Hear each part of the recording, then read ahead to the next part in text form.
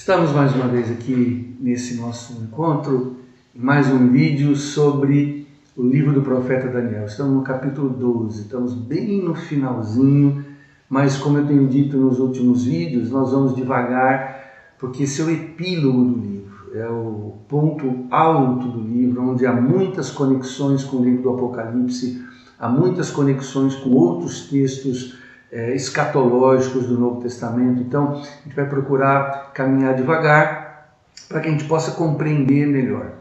O assunto hoje é um assunto que divide opiniões no meio cristão, protestante, evangélico, pentecostal. É sobre o milênio. É um texto, um assunto, melhor dizendo, que geralmente gera bastante polêmica. Então, eu vou ter o cuidado de não colocar isso como verdade absoluta, mas procurar chamar você para pensar comigo sobre essa possibilidade de um milênio literal. Nós vamos falar com Deus primeiro. Obrigado, Deus, porque toda essa situação que está nos envolvendo hoje tem explicações. Há uma luz do Senhor que emana das páginas das Escrituras, que nos dá a entender de onde estamos vindo e para onde estamos caminhando. Então eu te peço, Deus, que mais uma vez o Senhor venha nos agraciar com a presença soberana do Teu Espírito Santo, sem a qual nós não ousaríamos abrir os nossos lábios. O que nós queremos aqui, Senhor, é que o Teu Espírito nos lidere e nos guie em toda a verdade. Pedimos isso no nome de Jesus. Amém.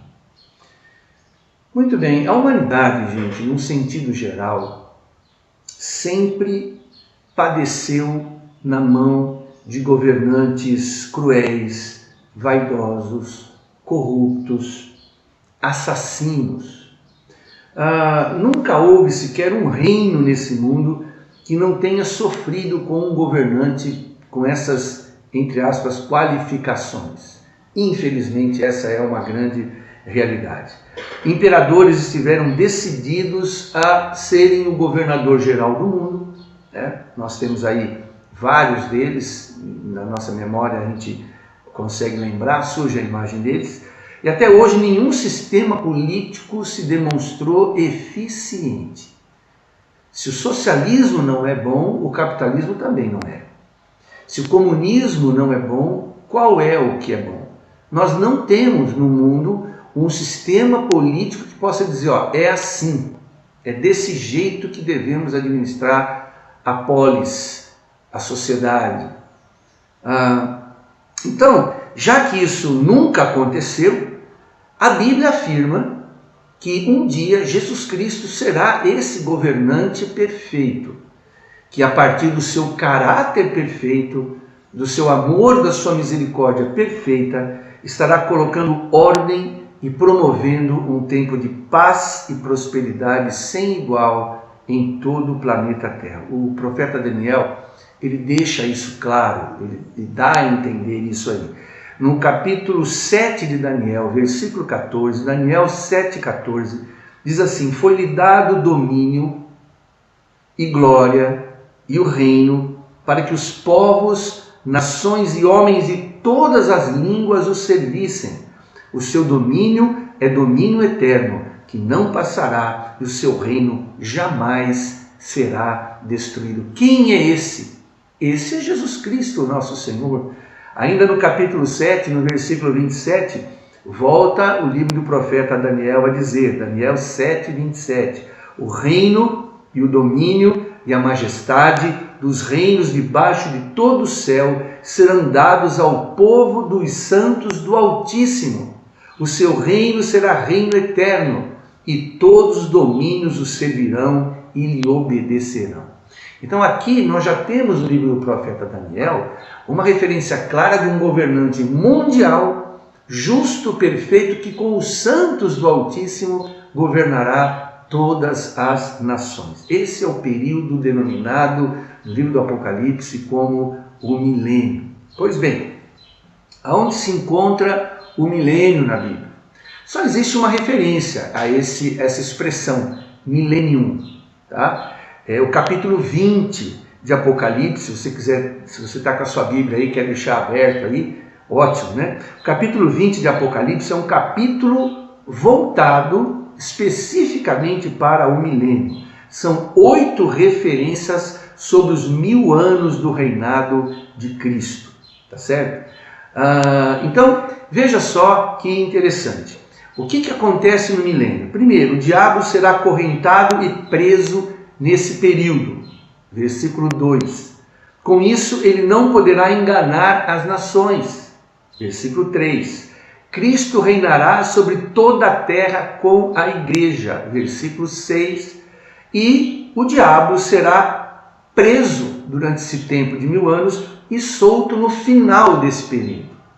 Então, é isso que Apocalipse fala sobre o milênio. Depois, se você quiser, terminando a aula, se você não tem nenhuma tarefa doméstica, se você não tem nada para fazer, se você está assistindo agora na parte da manhã, ou à tarde, ou à noite, tira um tempinho, abre a sua Bíblia no capítulo 20 de Apocalipse e dá uma passada, veja tudo o que a Bíblia diz sobre o milênio. Com respeito àquilo que eu falei no começo, existem 3 formas de se interpretar o milênio. Não é que existem 3 formas de se interpretar, que ao longo da história, os estudiosos da Bíblia, os teólogos, especialmente os que se aplicaram à escatologia, eles veem 3 maneiras distintas de se enxergar o milênio. Primeiro, a gente tem os pré-milenistas. Quem são? Eles acreditam que Jesus voltará uma segunda vez, o arrebatamento antes da grande tribulação, e Jesus volta para inaugurar o milênio, aí ele vem para ficar aqui, tá? Ele volta a segunda vez, e ele vai estabelecer seu reinado de 1000 anos sobre a terra, antes do juízo final. O juízo final, então, seria depois do milênio. 1000 anos Jesus reinando na terra, o juízo final reservado para o final desse período. Ele governará as nações com base em seu caráter santo. Tá? Eu tenho aqui uma frase de um comentário bíblico Moody, que diz assim, que os pré-milenistas creem que é uma profecia real de um período de 1000 anos, seguindo-se ao Armagedon, quando Cristo reinará sobre a terra como Rei dos Reis. Bom, esse é o pré-milenismo e nós vamos então apresentar o pós-milenismo. O pós-milenismo é interessante porque é uma interpretação bem firmada em algumas posições ligadas ao avanço e ao crescimento da igreja. Cristo volta somente depois de a igreja estabelecer o reino de Deus na terra. Então, eles defendem que o mundo vai continuar cada vez melhor na medida em que a sociedade vai sendo cristianizada. Então, muita pregação, líderes cristãos no governo, líderes cristãos na ciência, na tecnologia, no cinema, no militarismo. Então, o mundo sendo cristianizado traz o milênio, então vive esse milênio, né? E então o juízo final vem só depois, Cristo vem uma vez só, né? Arrebatamento e segunda vinda de Cristo seria uma coisa só. Então a sociedade vai sendo influenciada pelo povo cristão, e eles têm uma base bíblica, né? É uma base muito solitária no Antigo Testamento, mas está lá, Salmos 22, versículo 27 e 28, que diz assim: todos os limites da terra se lembrarão e se converterão ao Senhor, e todas as famílias das nações adorarão perante a tua face, porque o reino é do Senhor e ele domina entre as nações. Eles acreditam nisso. Tá? Dizem que já nos encontramos no milênio. O milênio é exatamente esse período que nós estamos vivendo agora. É isso que os pós-milenistas dizem. Mas se esse século é o milênio, com tanta guerra, tanto levante, tanta anarquia, tanto pecado, tanta destruição, como que o mundo pode estar mergulhado num milênio de paz e prosperidade excepcional? Isso que a gente vê são espécimes em extinção, calotas polares sendo degeladas, aumento dos oceanos, aumento da poluição, né? Quanta intolerância, quanto racismo, o mundo não parece estar no milênio, pelo menos os pós-milenistas precisam suportar essa nossa crítica. E tem também os amilenistas, aqueles que não acreditam num milênio literal. Eles rejeitam a crença de que Jesus terá um reinado de 1000 anos literal na Terra, né? Com essa duração de 1000 anos. Os amilenaristas, ou os amilenistas, afirmam que o milênio já começou, né? Mais ou menos como os pós, né? E ele é simbólico, pode não ser 1000, pode ser menos, pode ser mais, e corresponde então também a essa atual era da igreja, e dizem, né, que é apenas uma condição espiritual dos redimidos que não deve receber nenhuma interpretação cronológica. Também isso está no comentário bíblico de Moody, sendo a ideia dos 1000 anos alguma coisa assim mais abstrata, tá? Essa é uma interpretação baseada num método histórico. Então, não existe esse negócio de milênio literal. Bom, diante disso, eu imagino que você esteja me perguntando, pastor, qual é a sua opinião? Olha, é muito difícil emitir uma opinião sobre o milênio, eu vou deixar bem claro aqui. Eu consultei os melhores comentaristas, eu baixei livro em PDF, eu consultei alguns irmãos que eu considero pessoas assim, estudiosas do campo da escatologia, até eu liguei para algumas pessoas para saber a opinião delas, e eu sou bem claro em afirmar, eu era pré-milenista e agora sou ainda mais pré-milenista, porque eu não vi no pós-milenismo e no amilenismo base bíblica suficiente que sustentasse essa posição. Agora, eu gostaria de dar aqui algumas razões. Talvez você discorde, você está livre para discordar daquilo que eu penso, daquilo que eu vou falar. Aliás, se você tem alguma posição, deixa escrito aqui nos comentários, se você está no Facebook ou se você está no YouTube principalmente, pode deixar uns comentários embaixo, pode fazer algumas perguntas, isso vai enriquecer os próximos estudos da gente. Bom, razões para se crer no milênio literal. Existem evidências históricas de que a igreja primitiva, aquela igreja dos 3, 4 primeiros séculos, era pré-milenista. Haja visto que eles estavam sofrendo muito sob perseguição. Então, esses 3 primeiros séculos, a igreja há evidências nos pais da igreja, naqueles apologistas, em todo aquele pessoal que, de maneira muito inteligente e muito apropriada, defendeu a fé cristã. Eles também têm conteúdo escatológico e eles eram, na sua esmagadora maioria, pré-milenistas. O Antigo Testamento faz referências assim bem claras a um tempo extenso e glorioso para o povo de Israel, de paz e prosperidade prevalecendo em toda a terra, aonde o Messias reinaria a partir de Jerusalém, com muita justiça, e a terra seria totalmente restaurada e recuperada a sua beleza original. Nós podemos, por exemplo, citar aqui Isaías capítulo 9, versículo 6 e versículo 7. Poderíamos também aqui colocar o capítulo 49 de Isaías o capítulo 44 até o capítulo 49, Isaías 65, versículo 20 até o 25, também podemos citar Jeremias capítulo 23, versículo 5 e versículo 6. Há muitos textos nos Salmos que sugerem aquela esperança messiânica para o povo de Israel, sendo um milênio, não há essa numeração, não há essa quantidade de anos, mas se percebe que há uma expectativa de que o Messias reine sobre a terra e seja aquele governante mundial que o mundo nunca conheceu. Essa é a nossa expectativa. Pois bem, há um paralelismo muito interessante entre o livro de Daniel e o livro do Apocalipse. Então veja só, Daniel capítulo 7, Eu acho que você deve estar vendo na imagem aí. Versículo 9, continuei olhando até que foram postos tronos.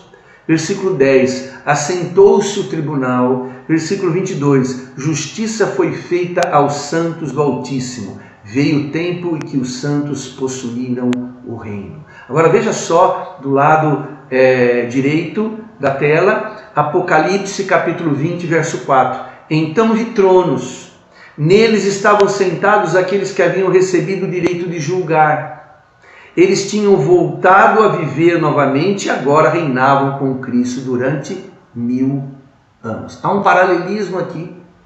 Então a gente pode entender que há um link, há uma ligação entre as referências antigas, as referências do Antigo Testamento, a um reino mundial, aonde Apocalipse cita ser, pela primeira vez a gente lê 1000 anos. Mais um item, a política internacional, gente, está em convulsão. Nós nunca vimos tantos conflitos, tantas intrigas, tanta disputa de ego, tantas tipo de guerras, né? Guerras cambiais, guerras de palavras, guerras ligadas à economia, taxação aqui, taxação ali. Não há uma cooperação entre as nações, existe disputa.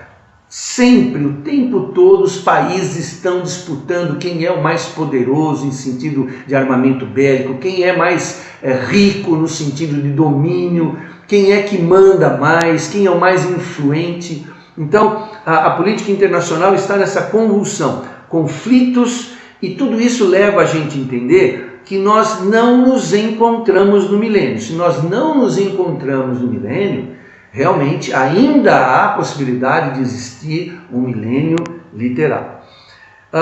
Mais um argumento a favor do pré-milenismo. O primeiro Adão recebeu de Deus a missão de governar a terra, lembra disso? Crescei, multiplicai, sujeitai a terra, dominai sobre ela, tal. Só que ele falhou. Ele cedeu à tentação de Satanás e entregou de bandeja o governo da terra para o diabo. O diabo se tornou então o imperador desse mundo, príncipe desse século. E o que ele fez? Ele inspira constantemente homens inescrupulosos, megalomaníacos, cheios de ganância, a se arvorarem a serem os governantes mundiais. Eu li recentemente um livro sobre o anticristo, logo no começo eu fiquei assim encantado com uma frase que o autor diz. Ele diz assim: o diabo tem que sempre manter um candidato a anticristo, porque ele nunca sabe quando será o arrebatamento. Então, ele não sabe se o arrebatamento seria há 100 anos atrás, ou se vai ser agora, se vai ser daqui 50, ele não sabe. Então ele tem que sempre manter um candidato. E é engraçado que no meio cristão, os livros, agora os vídeos na internet, todo mundo apontando, é o Papa, é não sei quem, é o Trump, é o Emmanuel Macron, todo mundo apontando. Na verdade, o diabo sempre mantém um candidato. Hitler foi um candidato e tantos outros, né? Porque ele não sabe quando será o arrebatamento. Então, é algo interessante isso aí. O diabo, então, ele mantém pessoas sempre com essa megalomania, com essa ganância de desejarem serem governadores mundiais. Todos eles fracassaram. Conforme o profeta Daniel e o livro do Apocalipse, Jesus é o único que vai conseguir fazer isso. Tá certo? Então, o mundo hoje espera um governante mundial. Mas antes desse Jesus maravilhoso que nós conhecemos nas páginas das Escrituras, o pregador do Sermão do Monte, que disse: quem bater numa face dá outra, antes dele reinar, outros tentarão assumir o poder. E o anticristo será o último governante humano a tentar essa façanha, que só Jesus Cristo conseguirá.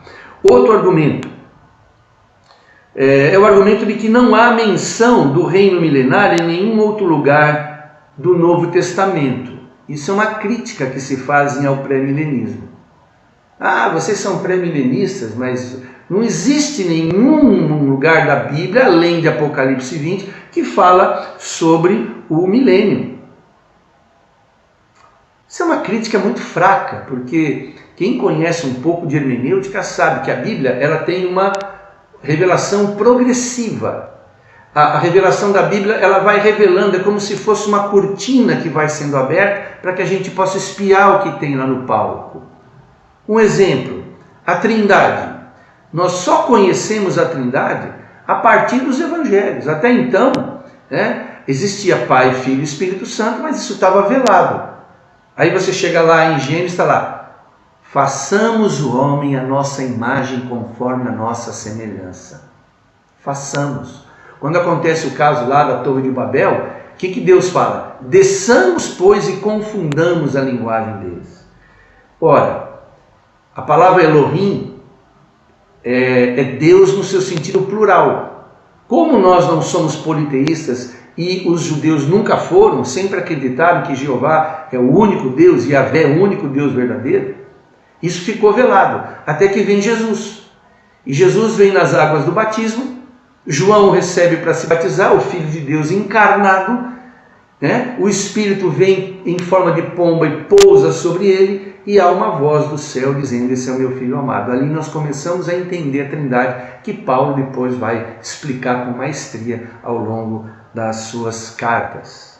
Tá certo? Então, a Bíblia é uma revelação progressiva. Lógico que não tem nada sobre o milênio. O milênio interessaria para os eventos finais. Daniel se ocupou e recebeu a revelação de Deus de um governo mundial. E João, no Apocalipse, deu o tempo. Deus deu para ele o tempo que seria 1000 anos, é o que diz a palavra de Deus. E aí fica mais um argumento a favor do milênio. Se as 70 semanas de Daniel não foram simbólicas, mas como nós já vimos nos estudos atrás, aliás, nós temos uma playlist com todos os estudos do livro do profeta Daniel, são 20 aproximadamente. Você pode ir lá no nosso canal do YouTube, o canal da Vida em Cristo no YouTube, está tudo lá para você procurar. Então, as 70 semanas de Daniel não foram simbólicas, elas foram literais. Por que o milênio seria simbólico? É uma pergunta. Outro argumento: os que criticam a crença no milênio dizem que é uma posição materialista. Para o meu espanto, Martin Lloyd-Jones, que é uma referência para mim, ele é um dos meus pastores, um dos meus mentores, eu tenho farta literatura dele aqui na minha biblioteca. Ele faz uma infeliz, uma crítica muito infeliz. Eu amo de paixão tudo que ele escreve. E eu fui, obviamente, estudar doutrina com ele num dos seus livros que eu baixei em PDF. E para minha surpresa, ele diz que pré-milenistas são materialistas. Ai. Critica a posição pré-milenista como sendo materialista, de um ideal terreno, humano e por isso teologicamente falho. Mas nós não podemos nos esquecer, meus queridos. Deus deu a terra para Adão. Adão fracassou. O diabo veio e tomou posse e implantou o seu sistema mundano na terra. Mas não podemos esquecer que a Bíblia é um documento de propriedade, é um título de posse. Isso aqui tem dono.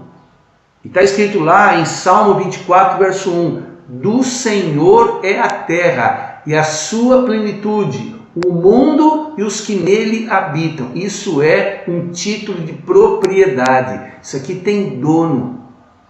Então Deus vai recuperar a sua dignidade como soberano sobre toda a terra, reinando por meio de nosso Senhor Jesus Cristo, segundo o apóstolo João, 1000 anos. E o último argumento que eu teria aqui: milênio pode ser considerado literal, pois é apresentado e demarcado um limite. A primeira ressurreição e a última ressurreição. Existem eventos limítrofes que dão a entender que o milênio realmente é 1000 anos. O termo grego diz isso, tá? E ele é demarcado por 2 limites bem estabelecidos, que são 2 eventos escatológicos, demarcando que esse período de 1000 anos o diabo vai ficar preso.